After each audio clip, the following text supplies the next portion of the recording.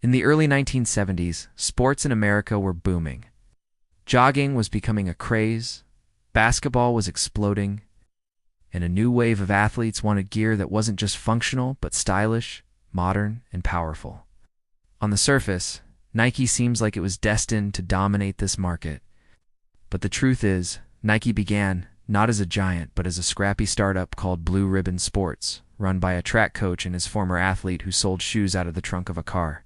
And perhaps the most unbelievable part? The swoosh, one of the most recognizable logos in the world, was bought for just $35. This is the untold story of how Phil Knight, a shy runner from Oregon, and Bill Bowerman, a restless coach with an obsession for innovation, built Nike into a global empire worth billions. Fueled by hustle, risk, and a few moments of sheer luck. Phil Knight grew up in Portland, Oregon, the son of a publisher. As a boy, he wasn't particularly remarkable. He wasn't the star athlete or the loud leader. He was quiet, thoughtful, and a little awkward, but he loved to run. At the University of Oregon, he ran track under coach Bill Bowerman, a man who was obsessed with shaving seconds off his athletes' times by any means necessary. Bowerman wasn't just a coach, he was a tinkerer. He poured rubber into waffle irons, experimented with shoe soles, and tore apart sneakers, looking for ways to make them lighter and faster. For Bowerman, shoes weren't just footwear, they were tools that could change an athlete's destiny. After graduating and earning an MBA at Stanford, Phil Knight found himself asking the same question every entrepreneur faces. What do I do with my life? In one class, he wrote a paper arguing that Japanese manufacturers who were already disrupting the camera industry could do the same with athletic shoes, challenging the German giants Adidas and Puma. The idea stuck with him. After traveling to Japan, Knight struck a deal with Onitsuka Tiger to distribute their running shoes in the United States. With Bowerman as his partner, they launched Blue Ribbon Sports in 1964. In the early days, Blue Ribbon Sports wasn't glamorous. Knight sold shoes out of his Plymouth Valiant at track meets. He kept inventory in his parents' basement. Bowerman kept tinkering, trying to convince Tiger to adopt his shoe designs. There were no million-dollar endorsements, no flashy ads, just grit. By the late 1960s, Blue Ribbon was selling enough to stay alive, but tensions with Onitsuka Tiger were rising. Knight wanted control. He needed his own brand. In 1971, when Onitsuka tried to cut ties, Knight made a bold decision. Create his own line of shoes. But a shoe needed a name, and it needed a logo. For the name, employee Jeff Johnson, inspired by the Greek goddess of victory, suggested Nike. At first, Knight didn't even like it. He thought it sounded odd. But time was short, and they had to choose something. Nike it was. For the logo, Knight turned to a young graphic design student at Portland State University, Caroline Davidson. She was just trying to make some extra money. Knight asked her to come up with something simple, something that conveyed motion and speed. After a few sketches, Davidson presented what she called the swoosh, a curved checkmark-like shape. Knight wasn't thrilled. His reaction was lukewarm. But again, time was short.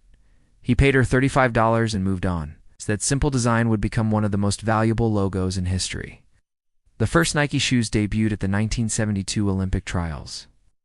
Bowerman had been experimenting with pouring rubber into his wife's waffle iron to create a new kind of sole.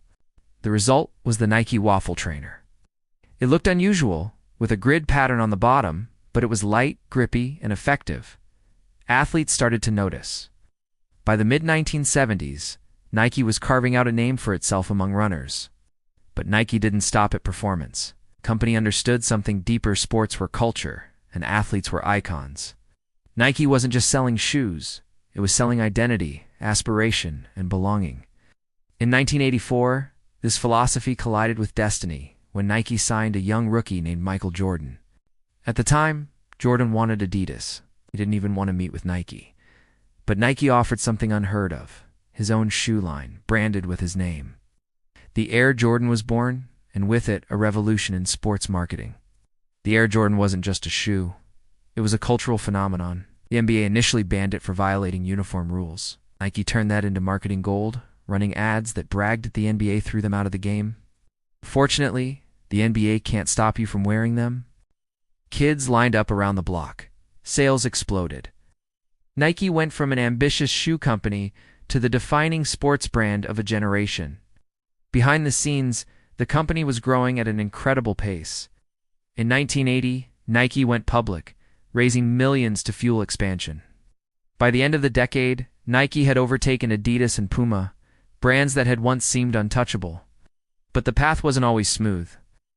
In the 1990s, Nike faced backlash over labor practices in overseas factories. Protests erupted. The swoosh, once a symbol of pure inspiration, was tarnished by controversy. Critics accused Nike of exploiting workers in sweatshops. The company's reputation was at risk. Phil Knight responded. Under pressure, Nike introduced sweeping reforms, transparency reports, audits, higher standards for working conditions, and commitments to social responsibility.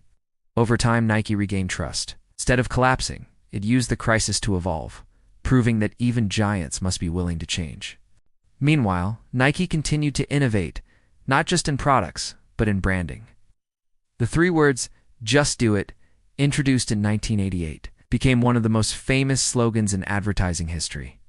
The campaign wasn't just about athletes. It was about ordinary people facing challenges, from running marathons to losing weight to taking control of their lives. It was a rallying cry that transcended sports. By the 2000s, Nike was more than a shoe company. It was a lifestyle brand, a symbol of aspiration worn not only by athletes but by musicians, artists, and everyday people around the world. Nike's partnerships expanded beyond basketball to global soccer stars, Olympic legends, and cultural icons.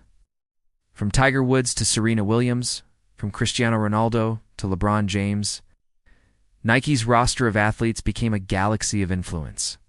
Each partnership reinforced the swoosh as a global symbol of excellence and ambition. And all the while, that $35 logo became more valuable by the day. Carolyn Davidson, the student who designed it, watched from the sidelines as her swoosh took over the world.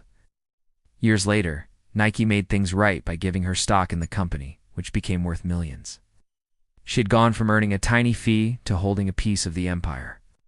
Today, Nike is valued at more than $150 billion.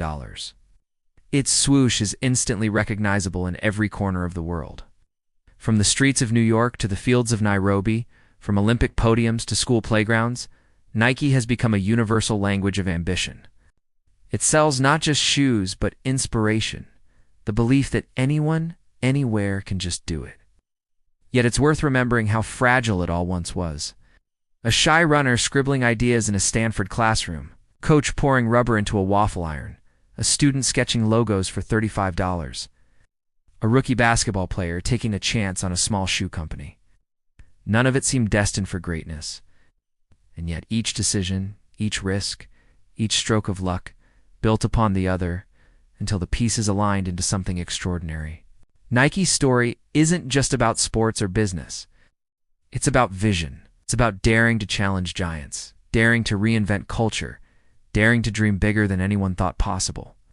And it's about the power of symbols. Because in the end, Nike's swoosh isn't just a logo. It's a reminder that greatness often starts small and that sometimes the most iconic empires are built on the simplest beginnings. So the next time you lace up a pair of Nikes, remember, those shoes carry the legacy of a coach, a runner, a designer, and a dream. They carry the story of risk, rebellion, and relentless drive. They carry the message that whether you ree on a track in Oregon or a court in Chicago, the victory is within reach.